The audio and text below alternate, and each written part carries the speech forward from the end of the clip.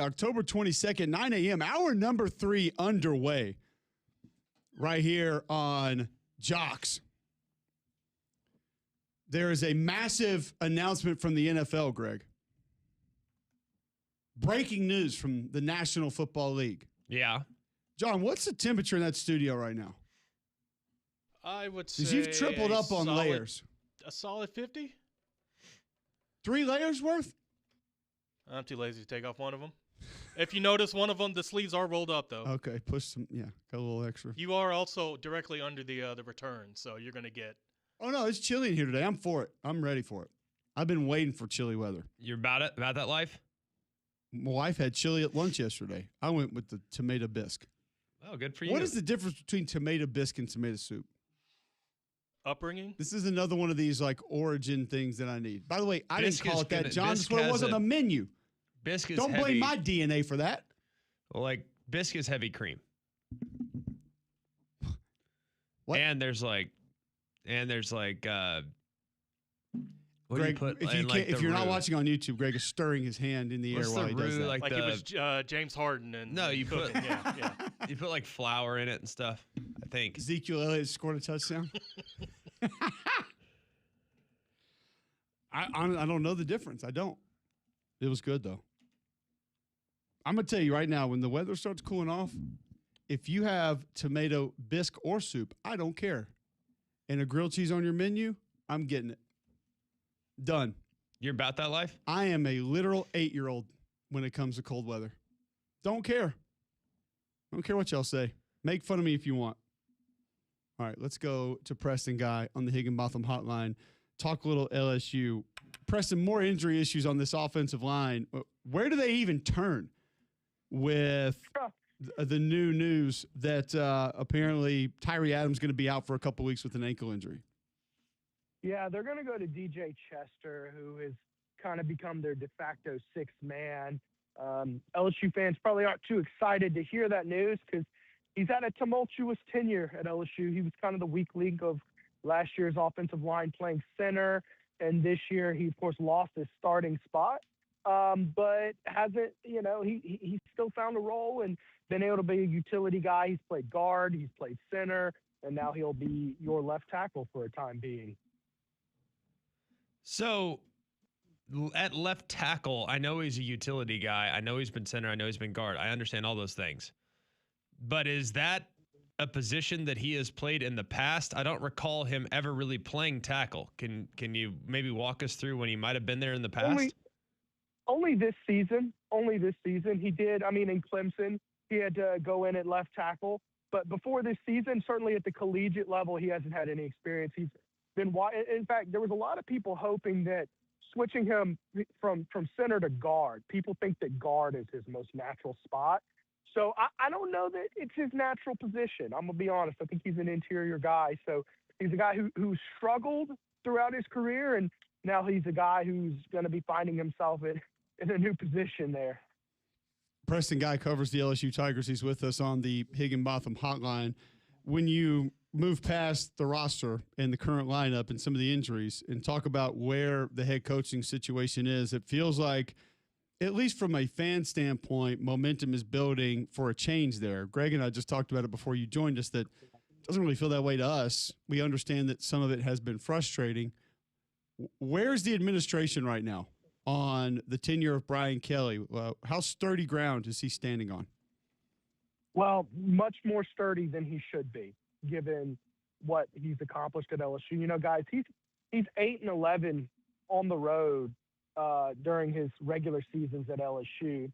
And basically there's only 2 good football teams. He beat South Carolina last year, which I know you guys are familiar with just how fortunate LSU was to win that game, and then Missouri a couple years ago. So basically Brian Kelly under Brian Kelly, LSU doesn't beat good teams on the road. That's basically where you're at after 4 years.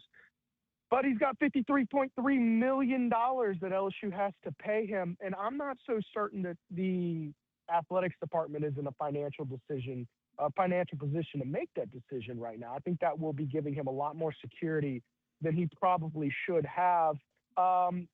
It's ultimately going to have to take, some big money boosters getting fed up to a high level and saying, how much is this going to cost me to fix if they want to make that change? So certainly temperatures are very high among fans and supporters of the program. I just don't know if those temperatures are being matched with the actual people who have to foot the bill right now. What do you make of the challenges that they've had with the offensive staff? Regardless of what transpires with Brian Kelly, you would assume, given their underachievement, they're going to make adjustments. He's done it in the past. Do you think the offensive staff would be in a position to maybe get blown up? How does he handle that if, for whatever reason, he saves his job? Yeah, I don't know particularly how you would not make big changes to the offensive staff after what you got. They're one of two FBS teams who haven't scored 25 points against the Power 4 team, the other being North Carolina, which that's not the company you want in the year 2025. It's just been bad, especially you look at LSU actually has a decent rate of drives that go with multiple first downs. They actually rank toward the top of the country in that stat. But on those successful drives, you're only getting about 1.8 points per drive, which is last in the country. That to me is why is your team able to move the ball until it's time to put points on the board? To me, I think that's a lot of critical decision making. You look at decisions like what they did against Vanderbilt this weekend when it is 2nd and 6 inches. And instead of implementing a power run game where just move the ball forward, go under center, QB sneaks something. If you don't get it, you do have 2 more tries after that. They're going out of shotgun and running motion, and they have a penalty pushing them back 5 yards. It's that kind of just critical lack of football instincts that I think is highly reflective of the coaching. Yes, they're going to have to make a change if they don't pick things up in a big way. I think particularly offensive line coach that's been very disappointing in Brad Davis's 5th year. And, I think they're going to have to probably go with a more veteran play caller there as well. It'll be interesting to see what kind of resources they make available to Brian Kelly. Scott Woodward is the same athletic director who, when Ed Ogeron needed to fire Bo Pelini after the 2020 defensive disaster, they paid Bo Pelini $2.3 million, which is a peculiar decision in retrospect. They didn't give him another 2.3 guaranteed contract to go get the best coordinator you can get your hands on. They said, here's $1 million. And they went and picked up Durante Jones, who was basically a coach they hired for $1 million with not much guaranteed, because they were like, look, we're not going to pay buyouts of your new coaches and you next year. And I'll be looking very closely to see what kind of resources they give Brian Kelly to make these changes that appear inevitable at this point. Preston Guy joining us on the Higginbotham Hotline, covers LSU. We're talking LSU. Back to sort of the injuries. We mentioned one new injury to the offensive line. How healthy is the rest of this football team as they near the home stretch? Yeah, I mean, their defensive front 7 has taken a beating. They missed 4 crucial guys against Vanderbilt, and that really showed. And I think, Cole, what it really opened up was how fragile this elite defense that LSU has shown this year is. You lose Whit Weeks, you lose Bernard Gooden, you lose Jamari Butler, right? Gabriel Relaford's, of course, out for the season. The rest of those guys should be poised to come back at some point. We'll see how close to 100% they really are. We'll see that very soon, actually. It just shows that without these guys, they don't really have the depth to be elite, because Vanderbilt, on their first 6 drives, they scored on 5 out of 6 of them. Their average drive was 9 plays, 50-plus yards, and they took about 5 minutes off the clock. This defense was putrid to start the game against Vanderbilt. So, it's just a frustrating spot. So they definitely need these guys back, because they just don't have the depth that they need to compete at the level they need to carry this offense. What do you expect down the stretch here? Just honestly, what do you think this team will be? I think we all know what it can be. We've all seen glimpses. We've all seen flashes of some of the positives of the receiving core, the quarterback, obviously the defense that you mentioned when healthy, but A&M, Alabama, Arkansas is looking more dangerous right now. Western Kentucky just pulled one out of their rear end last night, and then you're at Oklahoma with an offensive line that can't block. That defensive front, it looks bleak down the schedule. What's best case scenario here for LSU the rest of the way? Yeah, Cole, this is why I'm going ahead and getting out, all my um, labeling this season a disappointment columns and stuff like that right now because it is very bleak. They do have, a snowball's chance in hell right now of running the table and making the college football playoffs, which is the goal at LSU, by the way. It is playoff or bust, you best believe, at this program, right? And you haven't sniffed that in 4 years under your highest paid coach in program history. It's just it's very bleak right now. You're staring at 7-5. You're staring down the barrel of that gun right now. Now, because it's football and it's weird and it's men competing and it is a talented 85. I believe in the 85 guys. This is a talented group. They paid more than $20 million for this roster. Number one, Portal Hall. There's some talent on this team. I believe in the 85. But that being said, if you don't pull off drastic improvement, what you're probably going to do is win maybe one game you shouldn't, and 8-4 is your ceiling right now. Because look, if you look at the 8 wins that Brian Kelly's pulled off on the road during the regular season, it's a bunch of 500 football teams. Clemson 3-4, the 5-7 Auburn team in there. It's a bunch of nobodies and one win at Missouri that Jaden Daniels carried you to a victory. And Jaden Daniels ain't showing up this weekend, by the way. What convinces you about this team and the history under Brian Kelly that you're going to go into Tuscaloosa and pull off a massive upset? And Oklahoma, by the way. So I think 7-5, 8-4 is what you're looking at if you're just going to be realistic. We'll see how it plays out. Preston, great stuff, man. Thank you for joining us. Thank you for the conversation on LSU. Look forward to catching up soon. All right, guys. Talk to you soon. Thank you.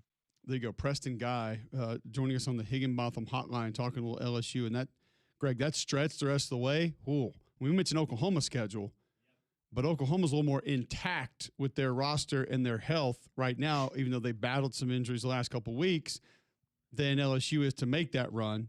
And feels like there's a little more positive trending for Oklahoma than LSU.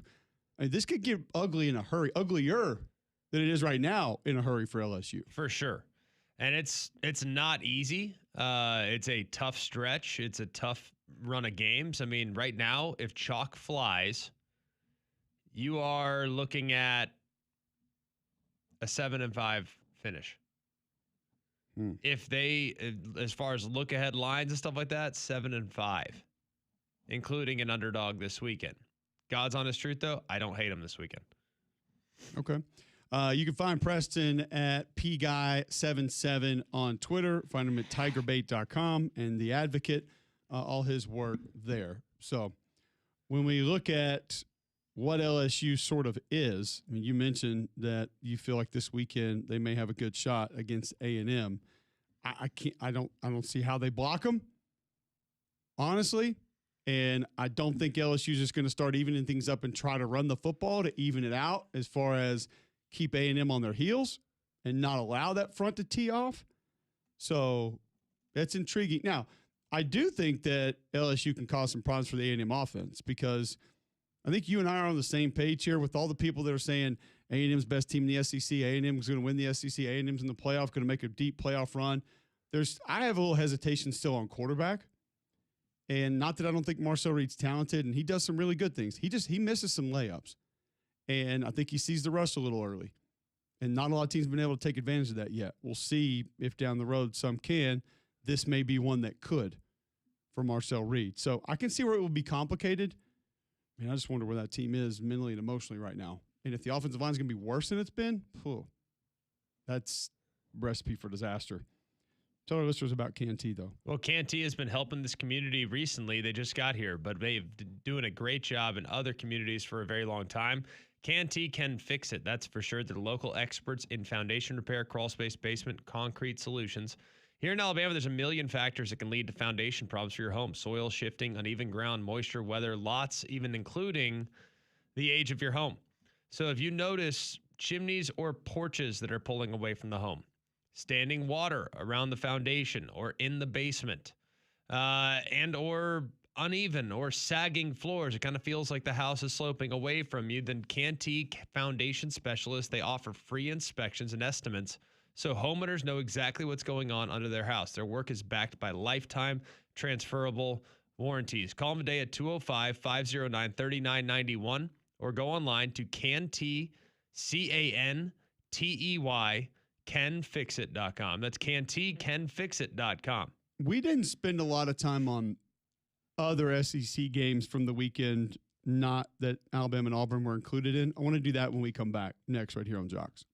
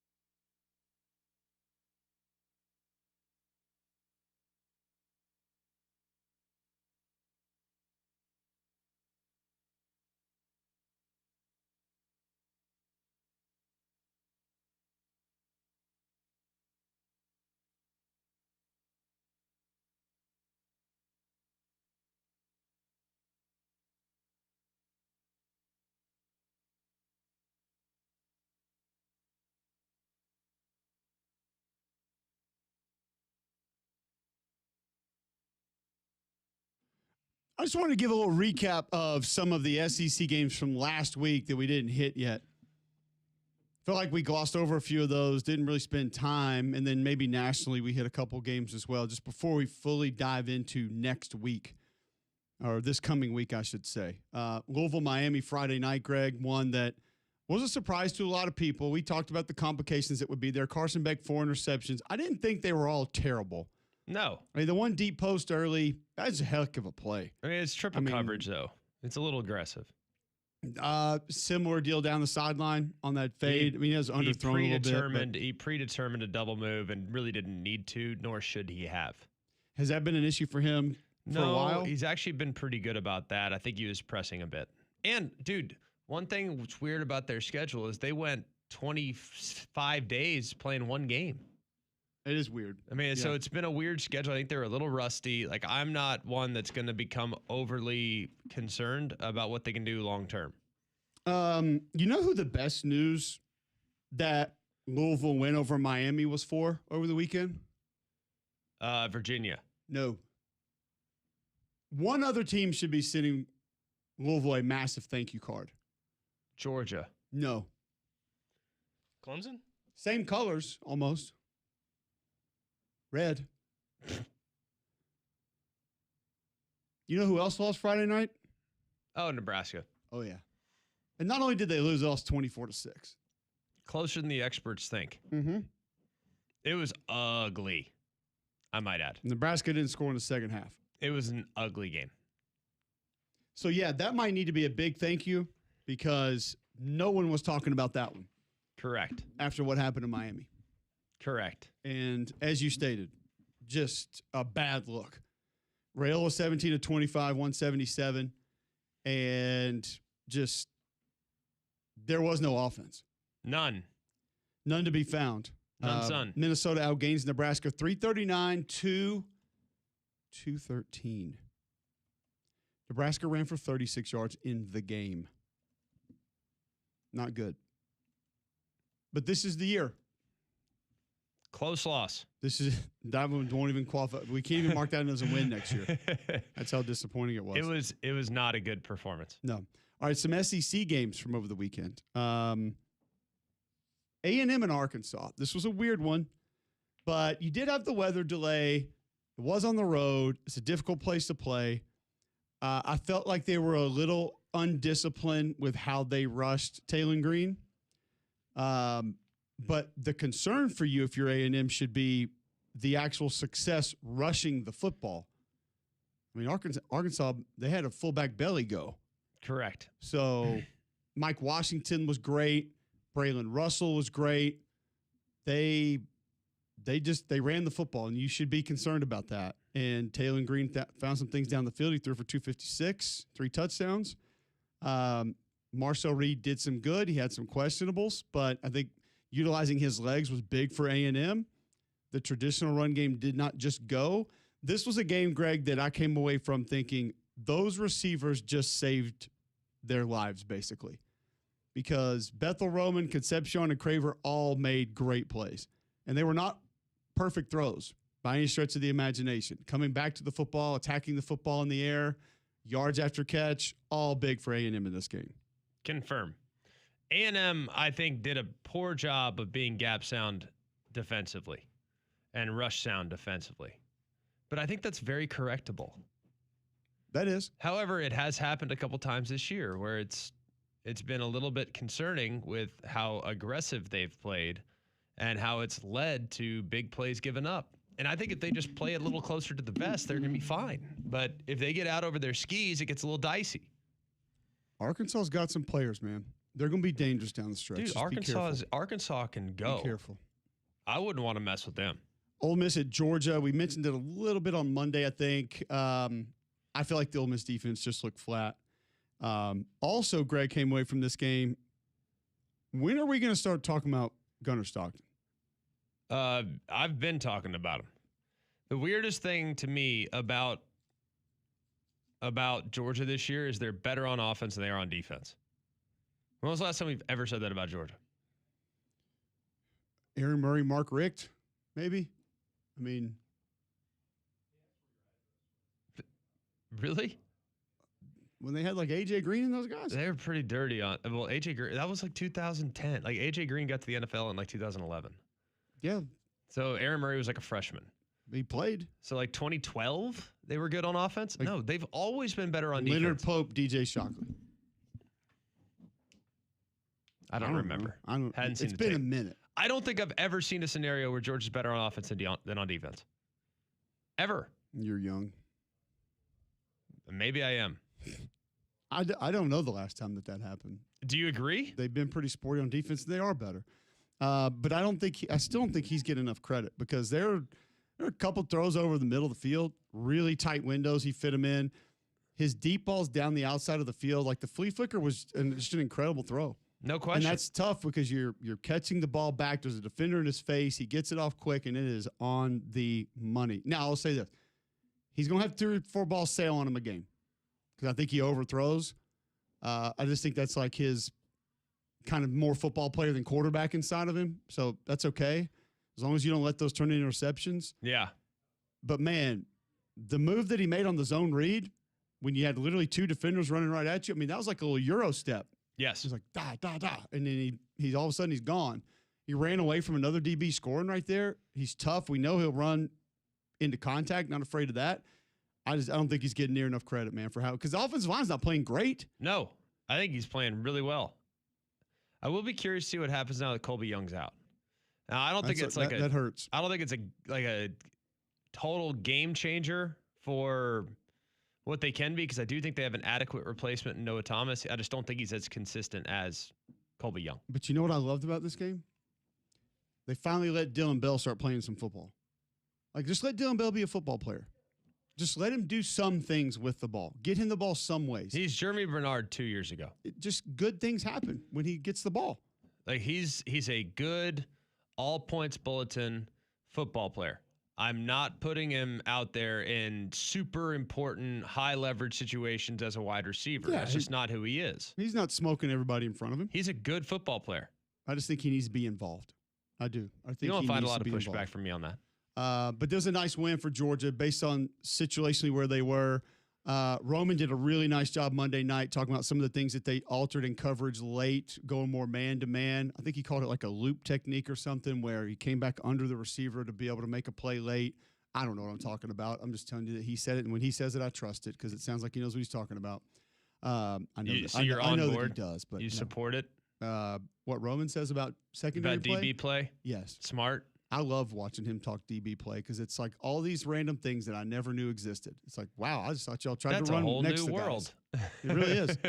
But it was a nice win based on where Georgia was in the game. Like they showed you, okay, track meet, we can kind of do that. Saw Yes. some of that against Tennessee a little bit, but they can play that way. But the problem with that is, as you stated, Greg, the defense is just not what it once was. It At just all. isn't.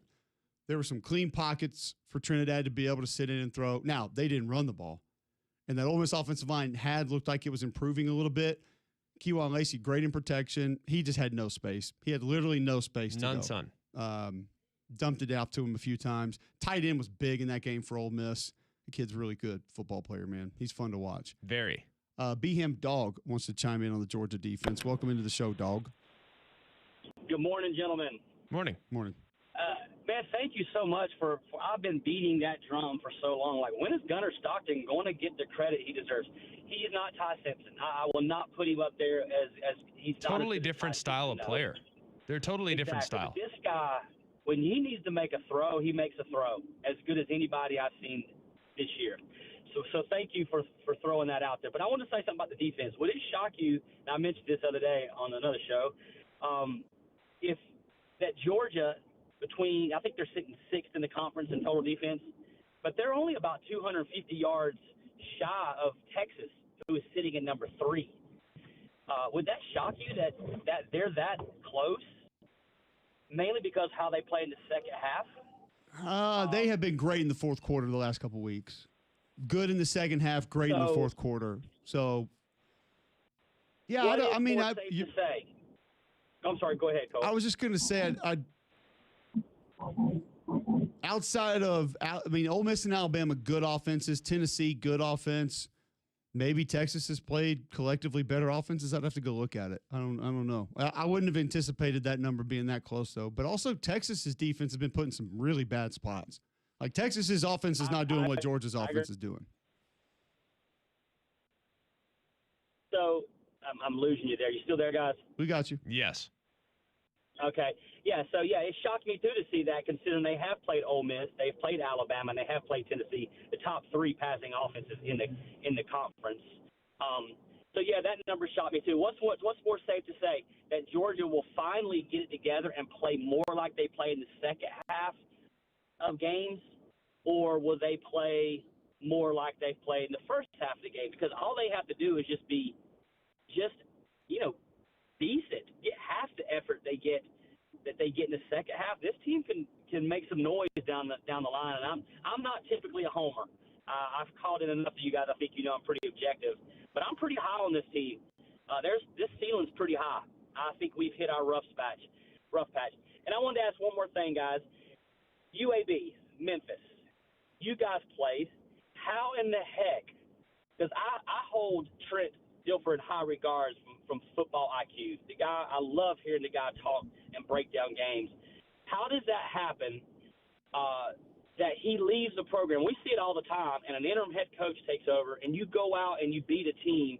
There was no way he should have beat Memphis. From a player standpoint and maybe from some coaching background, how does that happen? Because it worries me about Florida coming up and an interim head coach in 2 weeks. And I'll hang up and listen. Go Dogs. Yeah, appreciate the call. I'll start with UAB. I think some guys just it's a different feel, and whether that is they're more loose or they play free or they think they can do things that they weren't allowed to before. Certain individuals get more reps, snaps. I think there can be a lot that goes into that. Also, too, I think when you're Memphis and you look at it as, man, these dudes just fired their coach. They got nothing. They're going to be down and out. They're going to be flat. This is going to be easy. Like mentally, I think that can creep into your brain a little bit if you're the opposition. Who's Memphis got this week? Oh, it's South Florida at home. Biggest game of the year. So weird to have like a look ahead. Is there a rib trophy though?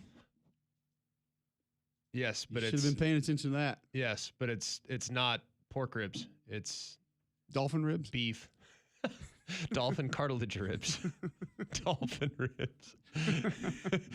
Mahi. Bull. What if they did give like a fish skeleton? Yeah. Like with like a catfish head and like a ahi tuna. Figure something out. Play for know? something. Every team should play for something. I don't know. Have your in the Big trinkets. Ten they do. But I do think that going back to what he said about Georgia, I would lean more towards things improving. There's an it factor with teams. We're seeing the reverse of it with Auburn right now. Some teams know how to find ways to win. Some teams know when to turn it on. Some teams have guys that just go make plays. Georgia's got a little bit of that. Maybe it's a little culture that's sticking around from some of the previous teams. Maybe it's some of the messaging from Kirby. But, Greg, they've got a little bit of that it factor of just collectively knowing how to get things done at the right times. And some teams never find that, never have that. Some teams have a lot of good players. Some teams, I think, know how to be good teams. And I think there's a part of Georgia that has that this year. I don't disagree. I really like Georgia. I think they have problems on defense. And that would be the one concern that I would have down the road when playing against the teams that you might play in the playoff. And my goal for Georgia is not to make the playoff. My goal is for them to win the national championship. That's how Georgia fans should look at it. I think that's a reasonable way of looking at it. But to have some challenges along the offensive line, to have a couple liabilities on defense concerns me. When you play against an Indiana, for example, I think Indiana would really, really make things difficult for Georgia. How they move, stunt, be aggressive, I think they'd cause a lot of confusion along the offensive line. I think Indiana's wide receivers would give them a lot of fits on the perimeter. A lot. So that's how I look at Georgia. I think they have problems on defense. Okay. And my question for Georgia would be, when do you stop trying to do the things that you think you can do early and get to the things that you know you can do late? That would be, and honestly, I've tried to make sense of it and how it's going and how it's been operating. I don't know. I know you can't play man the whole game. It's not a real thing. You can't do that. So why you go, but like the stuff on the edges that they altered against Auburn, you kind of wonder, did you not think you were going to get some of the same perimeter pin and pull stuff that you got 2 years ago when they ran the ball early on you? Like you should have known that. So those are the things with Georgia I'm a little concerned about, but also back to Texas quickly and their defensive numbers. They played Ohio State week 1. Ohio State's a different team now. San Jose State, UTEP, Sam Houston, I still don't think has won a game. Florida fired their coach. Oklahoma with a surgically repaired hand quarterback, and Kentucky. So if you're wondering why Texas's defense numbers are pretty good, they do have good players. They're played great. Really good defense at times. They have not played very many good offenses. Plain and simple. Would you push back on that? Would you debate that? I do think some of them are circumstantial. I think that's always a fair pushback. I watch Texas. I think they're pretty good. I think they're fine on defense, but I think they're well coached on defense. When you're talking about your numbers, for example, I need to see a couple that are capable first. I get it. For example, I think they're very well coached. I think they're very disciplined. Here's what I like about Texas. You watched the Oklahoma game. I know you did. What does John Mateer do well? Extend plays, right? Mm-hmm. Buy time horizontally. How many times in that game did a defensive tackle for Texas loop out and John Mateer runs right into them. They had a good idea how to. They're contain really him. well coached, and they do that week to week. If you watch them week to week, other than Florida, who just went right at them and said, all right, hey, we are going to just go flat back, hard hat. We're blocking the line of scrimmage, and we hope that we will muddy the water enough to allow your super athletic linebackers not to go make a play. That was the only team that said, you know what, we're going to try to go right at you toe to toe. And we think we can bloody your nose enough to where it will make your vision blurry, and it'll be hard for you to make plays on the ball. Your athleticism will not show through. Tell me how many teams right now in college football can just go and do that. Not many. Not many. Texas A&M's won. Ohio State's won. And Texas A&M rarely chooses to be. But if they wanted to be, I think, like push comes to shove, I think they could be that team. Like there's not very many teams that are like Florida that are going to say, all right, this is going to be an absolute dogfight, and we're going to bloody your nose. How many teams can theoretically bloody Texas's nose? Not many. I do think there's teams that can bloody Georgia's nose. I'm not saying you're going to run right down their throat. Are you referencing more of the teams on the schedule or because of who those two teams are? No, I just think that everything that Georgia has been in the past, super disruptive, super athletic, very aggressive, pass rush, impossible to play against on third down. It's like Texas spent the entire offseason trying to become Georgia, and Georgia spent the entire offseason trying to become Texas. And now all of a sudden, when I watch Texas, I see Georgia. And when I watch Georgia, I see Texas on defense. I get that, but you know what I'm saying? But still, you can say that no one has still pounded Georgia. No one. I'm not saying they've pounded them. I'm just saying Texas never got pounded, by the way. You just said the Florida thing. I'm saying this year, they've become Georgia. Georgia last year was susceptible against the run, and they got pounded. But guess what Georgia doesn't do this year? They don't get pounded.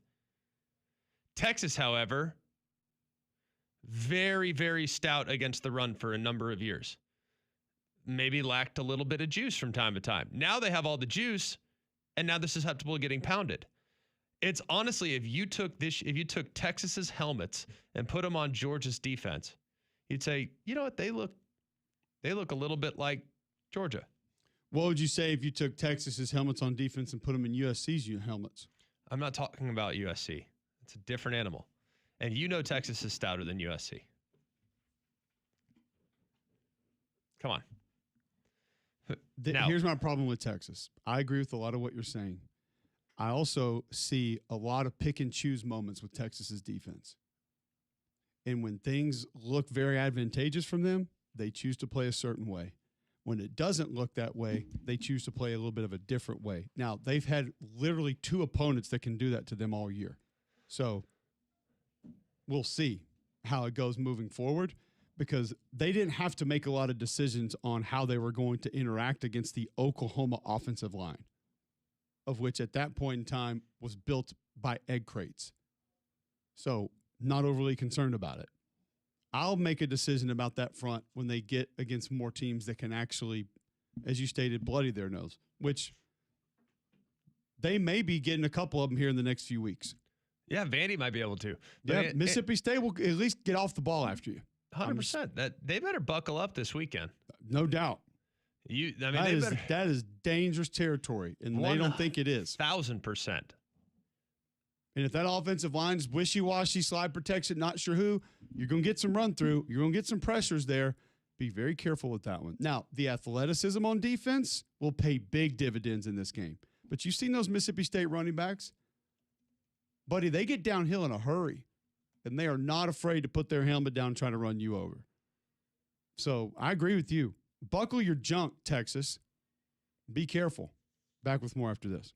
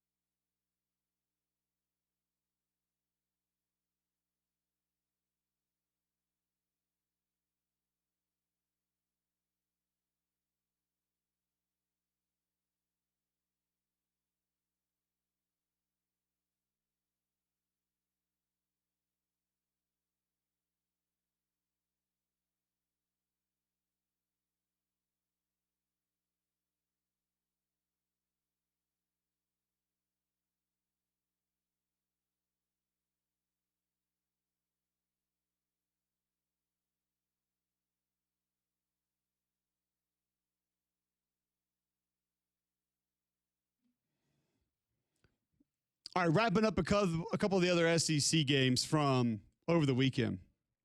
We just didn't give these a lot of due diligence. We did a lot with Tennessee and Alabama. Greg, going back, I've got Tennessee this weekend watching that game. I don't know if, not you guys during the game, but since, are we talking enough about these drops for Tennessee? These were bad. Game man. last week. Like, these were rough. 2 critical third down drops last week on 3rd and longs. One by Mike Matthews. One, I think, by Kitzelman. Yep, open too, wide open. They lead the country in drops. So they're the new Georgia. Speaking of fatigue, by the way, we talked in the break about Ole Miss and the fatigue. I think fatigue is factoring in with Tennessee's wide receivers. How many do they actually play? 3. That can't be real. I'm dead serious. Somebody's they're not running 4 wide ever? No, they don't run 4 wide. It's 11 personnel. Like not even once? No, I'm telling you, you need to put this in your show this weekend. The percentage. You put it in your show this weekend. I put it in my show last week.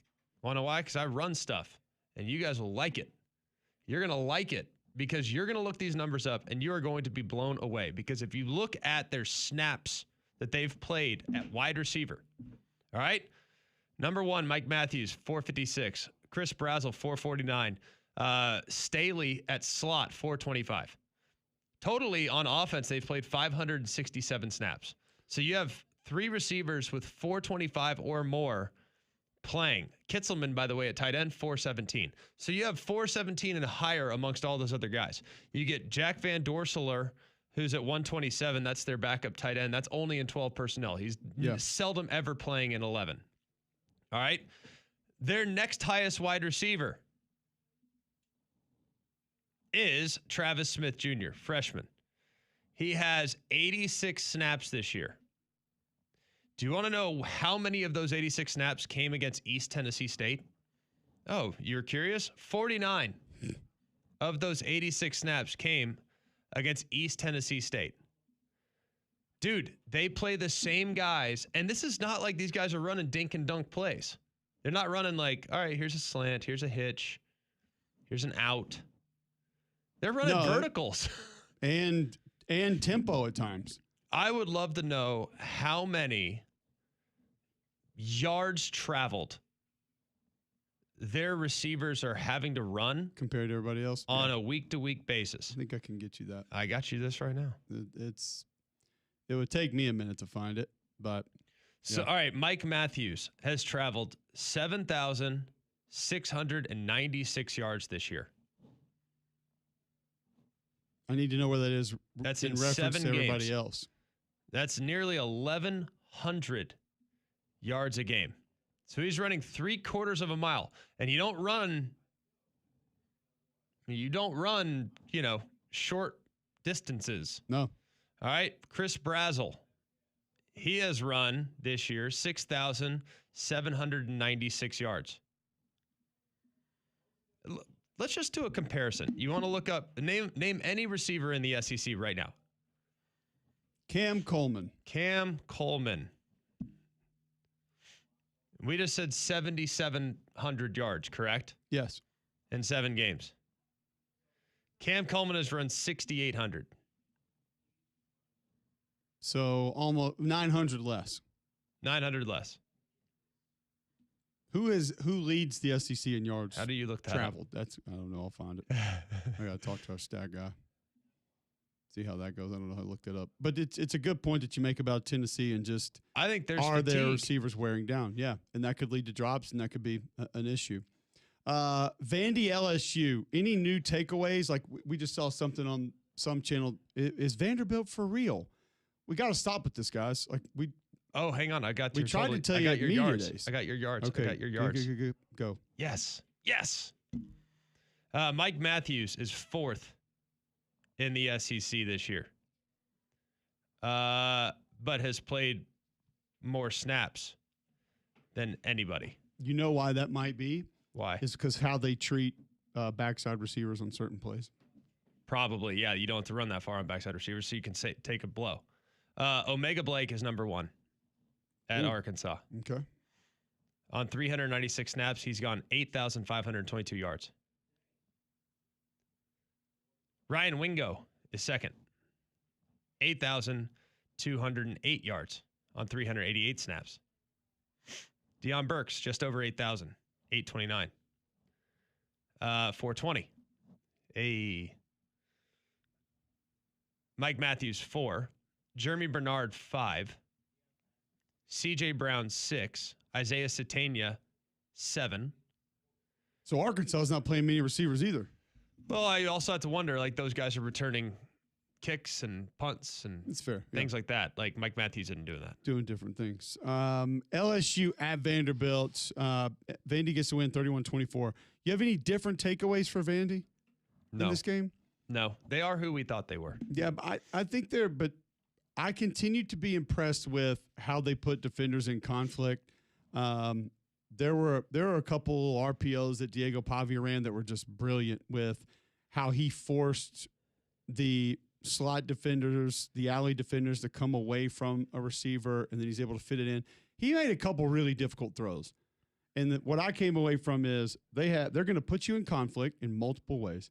They have a power run element that is not dependent on the quarterback, and they have mismatch players. Like they had 2 balls down the sideline, one to tight end, one to a receiver that were essentially either a one-on-one, or 2 like in the route, or 1 attacking the football, like a contested catch. Yeah. They're a problem, man. And like Diego made some of his expletive plays go their way, like the little 360 circle out and spit it over to the running back. Yes. When those are going their way, they're going to be tough to manage, man. They really are. And Oklahoma got back to moving against South Carolina, and their defensive front dominated 26-7. They get that win. How many concerns did you have about Texas after watching the Kentucky tape? I thought that was gonna be a tough game. That was a survive and advance game. I said that was a tough one last week. To me, I'm not going to be judging them long term based on that performance. That was a desperation, big opportunity for Kentucky.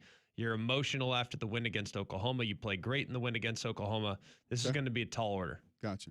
This one especially tall this week. All right, so there's a couple of the other SEC games wanted to take a look at. We'll come back, give you a bad box score of the day. First, Greg, tell our listeners about Shannara Flooring. Well, the Shannara Flooring guys have done a great job. Fu and his guys have stockpiled a ton of inventory, 50,000 square feet of Cortec flooring by Shaw in stock right now, and they are passing that inventory on to you at a tremendous savings of 20 to 40%. It's a deal you can't touch anywhere else. And that plank comes with 20 mil wear allure. This is very, very dependable, waterproof, pet-proof, all those other things, kid-proof. So remember Shannara Flooring. When you want Cortec, call who? Call Fu. Call Shannara Flooring at 205-518-6423 or go online at footandyou.com. All right, when we come back, bad box score of the day next on Mac and Cube in the morning.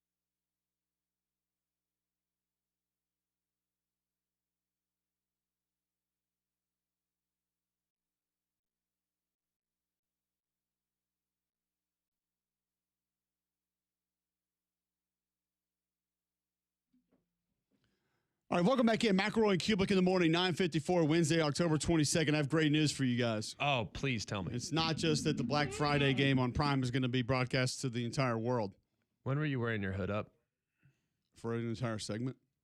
Was it? Glad you were paying attention. Well, I just didn't think about it, but now I see it. Now it looks hilarious, and you look like Eminem. Step back in the lab again, yo. I'm going to give this the nominee for bad Can I call box you score Rabbit the rest of of the way? Yeah, you can, of course. The Soldotna, Or he's like the guy that shot himself. Stars. What was the other guy? they just snuck past the Lathrop High. Lancers. No. No, you told us. I bet the Yeti. The Yeti. No, they're the No. polar bears. The Mammoth. The Mammies. Huskies. Huskies. That's what it was. 51-28 Okay. was your final. All right, we handling business. That's not really what's most important here. What's most important here is that our Soldotna Stars won their third straight state championship. Let's go. 15th in school history. Let's go. Dynasty. Moving ahead of Alabama for championships all time. Claimed. Claimed. These are actually won. They're so dominant. Like, they need to be on some USA Today, like, high school national rankings. I feel like they're the most underrated high school program in America. Actually, probably not since we talk about it so much. No, they're not underrated until their coach comes on the show. It's early I morning want to for get him. him on. I don't care. I'll ask him. Sun's up. Chase Hall. Is it? Maybe. 3 rushing touchdowns in the game. That a boy Chase. A dominant performance again, and Soldotna has won now 3 state championships. They are our chosen sons. And the beautiful part about it is you see photographs from the game. It looks like it was cold, miserable, and rainy. Ground Exactly the way it should be. So October in Alaska. Okay. Let's go. So Lathrop actually not the Huskies, the male mutes. Yeah, I saw the photograph of it and thought it was the Husky. That's my fault. Sorry. it's all good. They're losers. I know that. Wow. I didn't say that. That's Got not 'em. me. Is it I mean, they're not Fact. state champions. No, exactly. I do know that. They lost the ball game. But yes, Soldotna, man, they just keep rolling. They're stars, baby. They just keep down. They're our stars. Keep rolling. All right, Wimp Sanderson, the coach, joins us tomorrow at 9. We get going on all the games coming up this weekend. 3-man front coming at you next.